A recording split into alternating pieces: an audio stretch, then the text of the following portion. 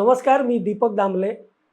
आज BBN चॅनलच्या उद्योग जत्रा या कार्यक्रमामध्ये मी आपल्या सगळ्यांचं स्वागत करतो.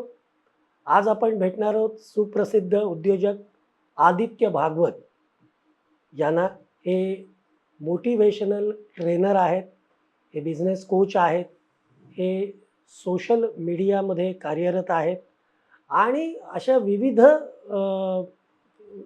विषयांशी यांचा संबंध येतो. विविध विभागांमध्ये हे काम करतात आणि सगळ्यात महत्त्वाचं म्हणजे मानवी स्वभाव, त्याची वैशिष्ट्य, याचा विपुल अभ्यास त्यांचा आहे. ते नेहमी असं म्हणतात की मन निरोगी तर शरीर निरोगी.